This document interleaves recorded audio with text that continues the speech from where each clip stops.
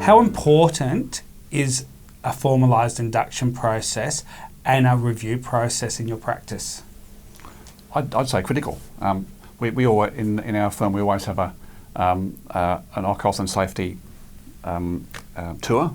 Literally, I have one of our staff show the newcomer the amenities, the facilities, the stairs, the fire extinguisher, but more important, as importantly, our reference bases and our appointment regime. Induction's vital, and it's a welcoming as well as an educating thing. Absolutely, I agree. Induction's a fantastic way to welcome a new employee, but also start that process of setting your expectations as well. Expectations about behaviours in the workplace, expectations about performance. It's really a good step to embed them in the culture and get them running. So, Greg, that's a really good lead into to Tanya to actually ask for her observations about the role of a performance management system. Yeah, look, this is something that we've actually worked on a lot in the last 6 months. So one of the things that I feel now is the trend towards actually it's an ongoing review. The annual performance review I feel is a thing of the past, and the reason I think that is the case is you don't want something festering or someone being unhappy about something and carrying it for 12 months until they actually have that conversation. So we find now we've got a quarterly review process.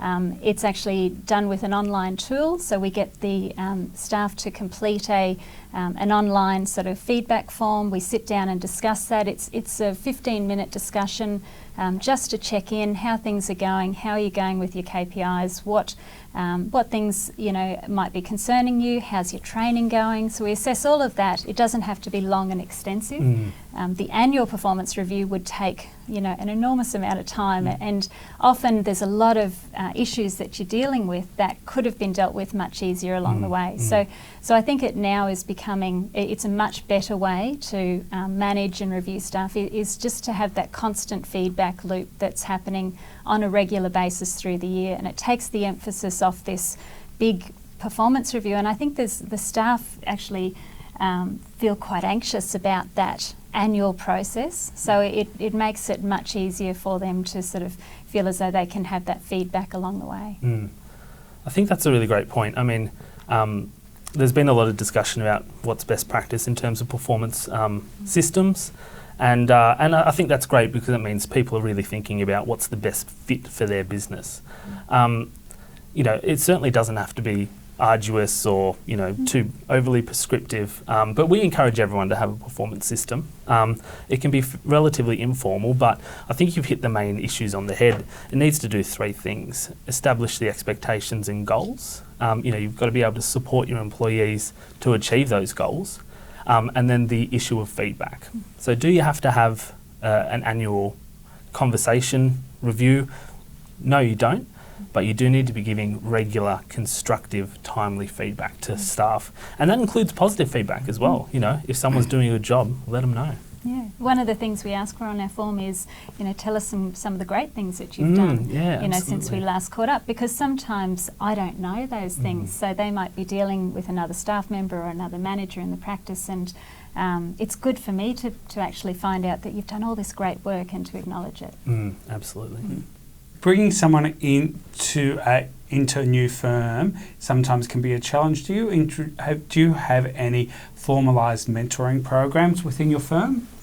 When someone comes into the firm, we have the whole induction process that they'll go through, and they get to meet a whole lot of the management team through that process. I do know all the staff members really well, and actually spend a lot of my time. I see it as very much it's my practice, and they need to understand how I think, how I deal with clients, and for me it's actually spending the time and educating them in terms of ensuring that they understand how our culture, how our sort of service standards sit, and learning those from me, because I think leadership comes very much from the top. Being able to sort of filter my style throughout the team is really important for me. We have a weekly meeting with all of the team where we all share ideas and we all use that as a common communication forum to make sure that everyone's on the same page and that they're not hearing messages, differently. But we all learn from each other. So I don't really have a big hierarchy in the practice. I like to keep it as a fairly flat structure and for all the staff to feel that I'm very accessible. But I like for them to actually embrace the way that I believe we should be dealing with our clients, and so therefore I like to spend that time with them to teach them that. Mentoring is again very contemporary, and I think especially a new person, often young but not necessarily, needs someone that they know they can go to with those silly questions. Mm-hmm. So yes, a hands-on, approachable management tier is critical, but a senior or a junior manager that they can refer to as their hand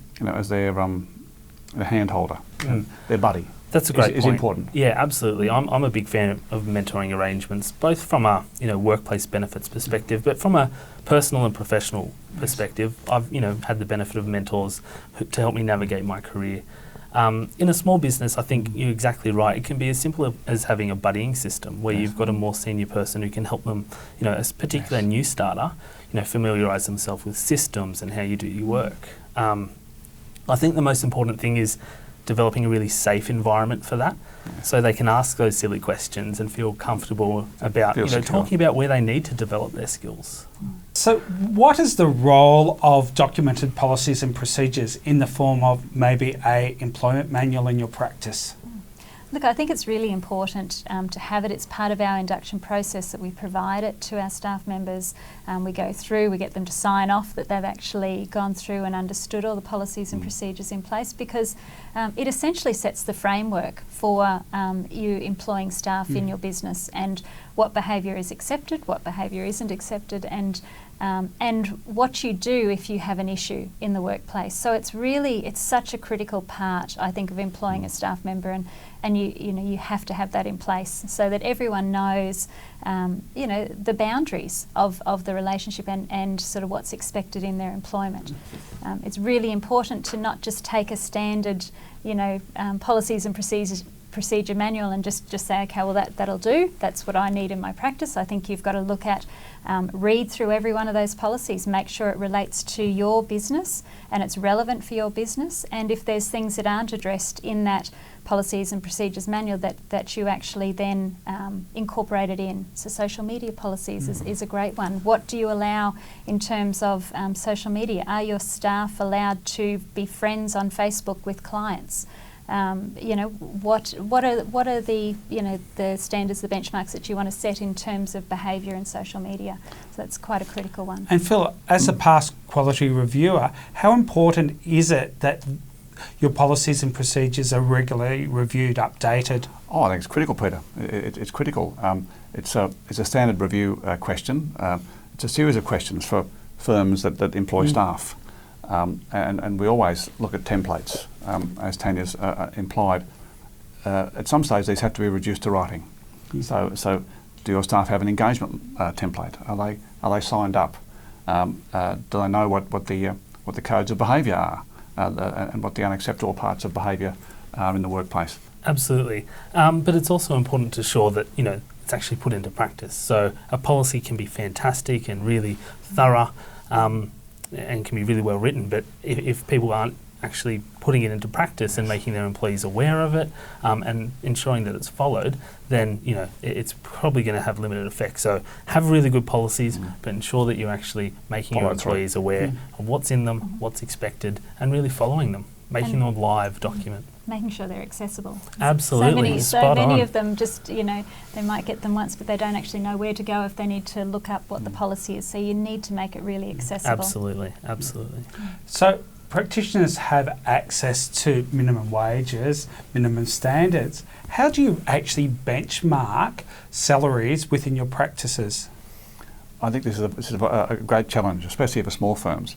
And there are 25,000 small firms out there in Australia alone.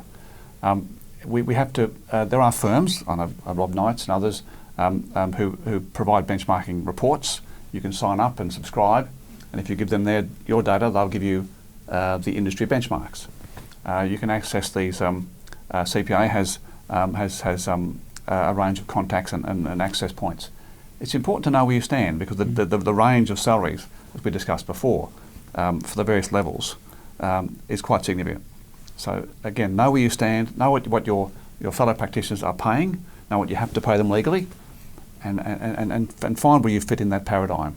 I think that's a very important step, Tanya, don't you? Yeah, look, it is, and it's difficult. It's different for every practice, and so Personal. you've got to consider the whole offer in terms of what you're offering your staff. I think you've got to look at incentives used to be something that people used to dangle the carrot and pay bonuses and incentives in years gone by. And for me, where I'm at now with that in my practice is I just prefer to pay people what they want. So, whatever they want to be paid, I'm happy to pay them. There's an expectation that if you get paid this is what you have to produce. And as long as they understand that relationship, I don't mind what they get paid. I do refer to benchmarks just in terms of making sure that we're in the ballpark, but more often than not we're paying above benchmarks, because that's the deal, and that's sort of the conversation I've had with the employees. That's what they want, that's where they're comfortable. I don't need to dangle a carrot to make them work hard. They do it because they love what they do. But there's also other benefits they get. So, the whole wellness program in our practice, the staff training. So each staff member has a budget for external training that they're allowed to spend on whatever they want. And it's every 12 months, as long as it's something that's furthering their career and their knowledge and their progression, which can be applied in the workplace, then they have that money to spend. So that you've got to look at the whole package. And when you're comparing firm on firm, I think it's important to take all those extra little things into account. I think in both circumstances there, the starting point was really understanding what the minimum obligations are as well. Yes. So there are minimum wages that apply, and if you jump onto our website, fairwork.gov.au, there's a fantastic calculator that can help you determine what the minimum wage is for a specific employee. It's based on the industry that you're in and the type of work that they're doing and their duties, and it's called the Pay and Conditions tool, and it'll help you determine the minimum rate of pay and different allowances and rates for different times of day and those types of things. So definitely encourage, know that minimum obligation first as your starting point.